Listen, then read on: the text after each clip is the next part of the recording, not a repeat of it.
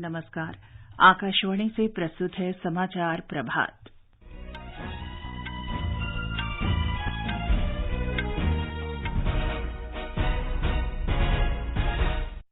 प्रधानमंत्री नरेंद्र मोदी ने दक्षिण अफ्रीका के राष्ट्रपति सिरिल रामाफोसा के साथ टेलीफोन पर बातचीत में द्विपक्षीय सहयोग और आपसी हित के क्षेत्रीय और वैश्विक मुद्दों पर चर्चा की।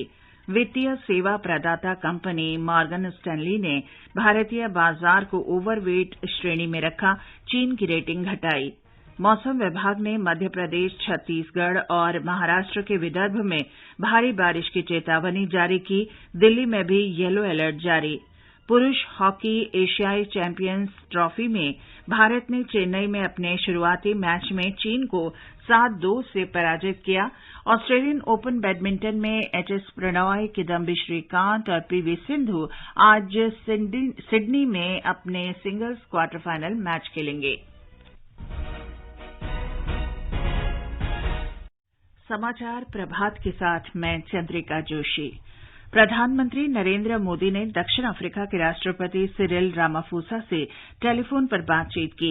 दोनों नेताओं ने भारत और दक्षिण अफ्रीका के बीच द्विपक्षीय राजनयिक संबंधों की स्थापना की 30वीं वर्षगांठ के संदर्भ में द्विपक्षीय सहयोग में प्रगति की समीक्षा की। राष्ट्रपति रामाफोसा ने इस महीने की 22 से 24 तारीख तक दक्षिण अफ्रीका में होने वाले ब्रिक्स शिखर सम्मेलन के लिए प्रधानमंत्री मोदी को आमंत्रित किया और उन्हें इसकी तैयारियों के बारे में जानकारी दी। प्रधानमंत्री ने निमंत्रण स्वीकार किया। दोनों नेताओं ने द्विपक्षीय हित के कई क्षेत्रीय और वैश्विक मुद्दों पर भी विचारों का आदान प्रदान किया। राष्ट्रपति रामाफोसा ने G20 की वर्तमान अध्यक्षता में भारत की पहलों के लिए अपना पूर्ण समर्थन व्यक्त किया और कहा कि वह G20 शिखर सम्मेलन में भाग लेने के लिए भारत आने के लिए उत्सुक हैं। भारतीय बाजारों की मजबूत स्थिति को देखते हुए वित्तीय सेवा प्रदाता कंपनी मॉर्गन स्टैनली ने कहा है कि विदेशी पूंजी प्रवाह, वृहद स्थिरता और सकारात्मक आय परिदृश्य के कारण निवेशकों के लिए उभरते बाजारों में भारत शीर्ष पर है और सबसे पसंदीदा बाजार है। वित्तीय सेवा प्रदाता कंपनी ने भारत के बाजारों को ओवरवेट रेटिंग देते हुए कहा है कि भारत लंबी अवधि तक जारी रहने वाली तेजी के शुरुआत के करीब है और भविष्य में भारतीय अर्थव्यवस्था का प्रदर्शन बेहतर रहेगा। फर्म ने चीन के शेयर बाजारों पर अपनी रेटिंग में कमी की है। मॉर्गन स्टैनली ने अपने विश्लेषण में कहा है कि भारतीय अर्थव्यवस्था के संकेतक मजबूती प्रदर्शित कर रहे हैं। अर्थव्यवस्था 6.2% सकल घरेलू उत्पाद जीडीपी हासिल करने की दिशा में आगे बढ़ रही है। विश्व बैंक समूह के कार्यकारी निदेशकों ने विकसित राष्ट्र बनने की दिशा में भारत के सभी क्षेत्रों में तेज गति से विकास की सराहना की है। 95 देशों का प्रतिनिधित्व करने वाले विश्व बैंक समूह के 11 कार्यकारी निदेशकों ने कल भारत यात्रा के दौरान नई दिल्ली में वित्त मंत्री निर्मला सीतारमण से मुलाकात की।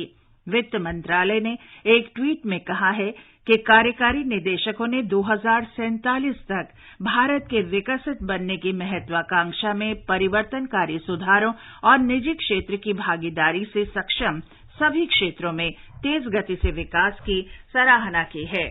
ये समाचार आकाशवाणी से प्रसारित किए जा रहे हैं। समाचार प्रभात में आपका फिर स्वागत है।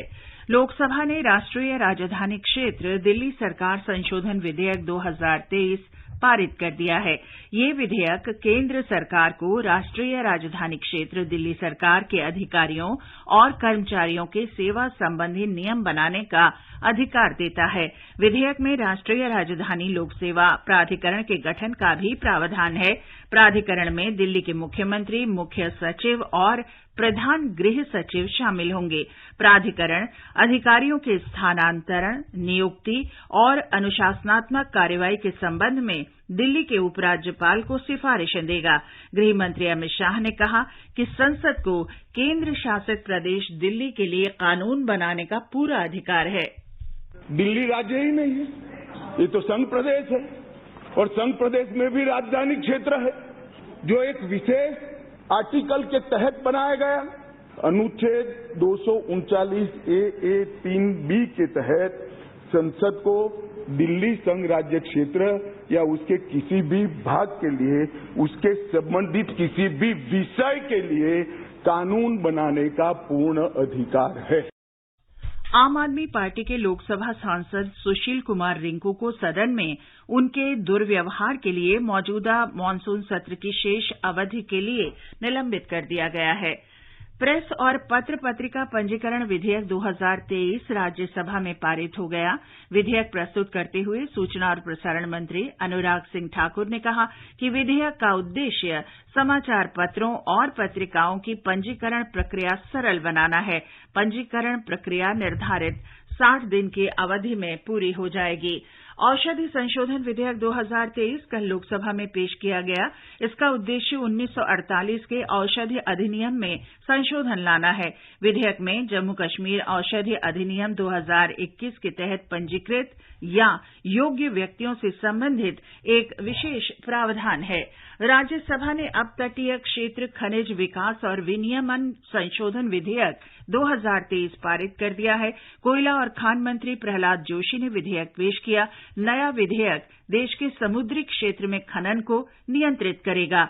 डिजिटल व्यक्तिगत डेटा संरक्षण विधेयक भी कल लोकसभा में पेश किया गया। विधेयक के अनुसार कोई व्यक्ति कुछ वैध उपयोगों के लिए किसी के व्यक्तिगत डेटा को उसकी सहमति के आधार पर और कानूनी उद्देश्य से संसाधित कर सकता है। विधेयक में भारतीय डेटा संरक्षण बोर्ड की स्थापना का प्रावधान है। व्यक्तिगत डेटा उल्लंघन की सूचना मिलने पर बोर्ड मामले की जांच करेगा और जुर्माना लगाएगा। राष्ट्रीय अनुसंधान फाउंडेशन विधेयक 2023 आज संसद में पेश किया जाएगा। इसके अलावा अंतर सेवा संगठन कमान नियंत्रण और अनुशासन विधेयक 2023 तथा भारतीय प्रबंधन संस्थान संशोधन विधेयक 2023 पर लोकसभा में चर्चा की जाएगी। संसद के दोनों सदनों में निजी सदस्य विधेयकों पर भी चर्चा होगी। प्रधानमंत्री नरेंद्र मोदी ने कल बिहार, दिल्ली, हरियाणा, हिमाचल प्रदेश, पंजाब, उत्तराखंड, चंडीगढ़, लद्दाख और जम्मू कश्मीर से आने वाले एनडीए सांसदों के साथ भेंट की। 2024 लोकसभा चुनाव के लिए रणनीति बनाने के उद्देश्य से ये बैठकें की जा रही हैं। महाराष्ट्र सरकार ने राज्य द्वारा संचालित होने वाले सभी स्वास्थ्य केंद्रों में लोगों को निःशुल्क चिकित्सा सेवा तथा उपचार देने का निर्णय किया है। महाराष्ट्र के जन स्वास्थ्य मंत्री तानाजी सावंत ने इसकी घोषणा की और राज्य मंत्रिमंडल ने इस फैसले को कल स्वीकृति प्रदान कर दी। मौसम विभाग ने उत्तरी छत्तीसगढ़ और उसके आसपास के इलाकों में दबाव के कारण मध्य प्रदेश में और अधिक बारिश होने का अनुमान व्यक्त किया है। विभाग ने राज्य के लिए रेड अलर्ट भी जारी किया है।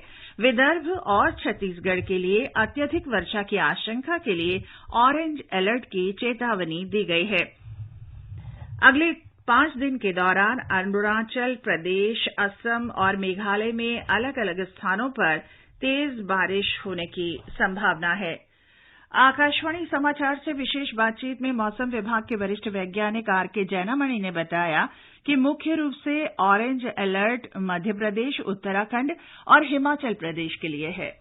मेनली हमारा जो ऑरेंज कलर अलर्ट है मध्य प्रदेश के लिए है और उसी के साथ साथ उत्तराखंड, हिमाचल प्रदेश के लिए भी है। अभी जो कल जो डिप्रेशन था वो कल वीक हुआ था शाम को और आज ये वेलमार्क लो प्रेशर एरिया जो पूर्व मध्य प्रदेश के ऊपर है और उसकी कारण से ये सब जगह में जो मेनली उत्तर मध्य प्रदेश और उसी के आसपास जो दक्षिण उत्तर प्रदेश है उसमें हमारा heavy to very heavy with isolated extremely heavy rain होगा। तेलंगाना में वर्षा से संबंधित घटनाओं में 40 से अधिक लोगों की मृत्यु हो चुकी है। केंद्र सरकार के एक उच्च स्तरीय दल ने राज्य में वर्षा प्रभावित इलाकों का दौरा करने के बाद कल शाम हैदराबाद में राज्य की मुख्य सचिव ए शांति कुमारी से मुलाकात की। मौसम विभाग ने राष्ट्रीय राजधानी क्षेत्र दिल्ली में बारिश का येलो अलर्ट जारी किया है। राजधानी में आज और कल हल्की से मध्यम बारिश होने की संभावना है। जम्मू कश्मीर में अमरनाथ यात्रा के लिए 1100 श्रद्धालुओं का 33वां जत्था आज सुबह बालतल और पहलगाम आधार शिविर से रवाना हुआ। 62 दिन चलने वाली वार्षिक अमरनाथ यात्रा 1 जुलाई से शुरू हुई थी और 31 अगस्त को संपन्न होगी। केरल में मालाबार नदी महोत्सव का 9वां संस्करण आज सुबह कोझिकोड के तुषारागिरी में शुरू हुआ। 3 दिवसीय कार्यक्रम इरुवांझीपुझा और चालीपुझा नदियों पर आयोजित किया जाएगा। भारत के अलावा अमेरिका, ब्रिटेन, इजराइल, कजाकिस्तान और दक्षिण अफ्रीका सहित 10 देशों के पैडलर इसमें भाग ले रहे हैं। सरकार ने कहा है कि वह नाइजर के घटनाक्रम पर करीबी नजर रखे हुए है और वहां रह रहे करीब 250 भारतीय नागरिक सुरक्षित हैं। विदेश मंत्रालय के प्रवक्ता अरिंदम बागची ने नई दिल्ली में मीडिया को बताया कि नाइजर की राजधानी नियामी में स्थित भारतीय दूतावास भारतीय समुदाय के लोगों से लगातार संपर्क बनाए हुए है। 7वीं पुरुष हॉकी एशियाई चैंपियनशिप ट्रॉफी में भारत ने अपने शुरुआती मैच में चीन को 7-2 से हरा दिया है। इस जीत के साथ ही भारत बेहतर गोल अंतर के आधार पर एशियाई चैंपियंस ट्रॉफी तालिका में शीर्ष पर पहुंच गया है। भारतीय पुरुष हॉकी टीम का अगला मुकाबला आज जापान से होगा। सिडनी में ऑस्ट्रियन ओपन बैडमिंटन टूर्नामेंट के सिंगल्स क्वार्टर फाइनल में आज एचएस प्रणॉय, किदम्बी श्रीकांत और पीवी सिंधु अपने अपने मुकाबले खेलेंगे। ऑस्ट्रेलियन ओपन बैडमिंटन टूर्नामेंट के पुरुष सिंगल्स में एचएस प्रणॉय का सामना विश्व के दूसरे नंबर के खिलाड़ी एंथनी सिनीसुका से होगा। महिला सिंगल्स में पीवी सिंधु का सामना अमेरिका की बिवेन झांग से होगा। इस बीच मिथुन मंजुनाथ प्रतियोगिता से बाहर हो गए हैं। उन्हें अंतिम 16 के मैच में मलेशिया के ली जिया ने पराजित किया। ये समाचार हमारी वेबसाइट newsonair.gov.in/hindi पर भी उपलब्ध हैं। और अब आज के समाचार पत्रों की सुर्खियों के साथ हैं विशाल शर्मा। धन्यवाद चंद्रिका। संसद के कामकाज पर आज सभी अखबारों की नजर है। लोकसभा में दिल्ली सेवा विधेयक पर चर्चा पर अमर उजाला ने लिखा है, वार पलटवार के बीच विधेयक पर लोकसभा की मोहर। जनसत्ता ने लिखा है, व्यापक चर्चा के बाद गृहमंत्री ने कहा, भ्रष्टाचार छिपाने के लिए बिल का विरोध कर रहे हैं केजरीवाल। हिंदुस्तान की सुर्खी है, 4 घंटे चली चर्चा के बाद लोकसभा ने पारित किया, अब राज्यसभा में सोमवार को पेश हो सकता है विधेयक। जनसत्ता, हिंदुस्तान और अमर उजाला की सुर्खी है, इलाहाबाद उच्च न्यायालय ने भारतीय पुरातत्व विभाग को ज्ञानवापी मस्जिद परिसर के सर्वेक्षण की अनुमति दी। राष्ट्रीय सहारा ने सर्वेक्षण के लिए सुरक्षा व्यवस्था सहित सभी तैयारियां पूरी होने को अहमियत दी है। दैनिक ट्रिब्यून, दैनिक भास्कर और देशबंधु ने हरियाणा में शांति बहाली के प्रयासों की चर्चा की है। नवभारत टाइम्स लिखता है, सुरक्षा बल मुस्तैद, हालात कुछ बेहतर हुए। कैबिनेट सचिव राजीव गौबा को 30 अगस्त से आगे 1 वर्ष का सेवा विस्तार दिए जाने को भी कुछ अखबारों ने पहले पन्ने पर दिया है। नवभारत टाइम्स मुख्य पृष्ठ पर लिखता है, पाकिस्तान के प्रधानमंत्री की भारत से बातचीत की पेशकश पर सरकार ने कहा, संबंध बहाली के लिए ऐसे माहौल की जरूरत है जिसमें आतंकवाद और शत्रुता न हो। हरिभूमि ने इसे भारत की दो टूक बताया है। हिंदुस्तान की खबर है, मॉर्गन स्टैनली के विशेषज्ञों ने भारत में विकास और लचीली अर्थव्यवस्था को देखते हुए ताजा रैंकिंग में चीन से ऊपर रखा। राष्ट्रीय सहारा लिखता है, राष्ट्रपति भवन का प्रसिद्ध अमृत उद्यान इस साल दूसरी बार 16 अगस्त से आम जनता के लिए खुलेगा। इससे पहले 29 जनवरी से 31 मार्च तक इसे खोला गया था। ये 16 अगस्त से सोमवार को छोड़कर बाकी दिन देखा जा सकता है। राजस्थान पत्रिका की खबर है, डाक विभाग पर हर घर तिरंगा अभियान के अंतर्गत पिछले वर्ष की तरह तिरंगे की बिक्री होगी। पिछले वर्ष देशभक्ति की भावना दिखाते हुए 6 करोड़ लोगों ने वेबसाइट पर सेल्फी अपलोड की थी। और अंत में मुख्य समाचार एक बार फिर। प्रधानमंत्री नरेंद्र मोदी ने दक्षिण अफ्रीका के राष्ट्रपति सिरिल रामाफोसा के साथ टेलीफोन पर बातचीत में द्विपक्षीय सहयोग और आपसी हित के क्षेत्रीय और वैश्विक मुद्दों पर चर्चा की। वित्तीय सेवा प्रदाता कंपनी मॉर्गन स्टैनली ने भारतीय बाजार को ओवरवेट श्रेणी में रखा, चीन की रेटिंग घटाई। मौसम विभाग ने मध्य प्रदेश, छत्तीसगढ़ और महाराष्ट्र के विदर्भ क्षेत्र में भारी वर्षा की चेतावनी जारी की। दिल्ली में भी येलो अलर्ट जारी। पुरुष हॉकी एशियाई चैंपियनशिप ट्रॉफी में भारत ने चेन्नई में अपने शुरुआती मैच में चीन को 7-2 से पराजित किया और ऑस्ट्रेलियन ओपन बैडमिंटन में एचएस प्रणॉय, किदाम्बी श्रीकांत और पीवी सिंधु आज सिडनी में अपने सिंगल्स क्वार्टर फाइनल मैच खेलेंगे। इसके साथ ही समाचार प्रभात का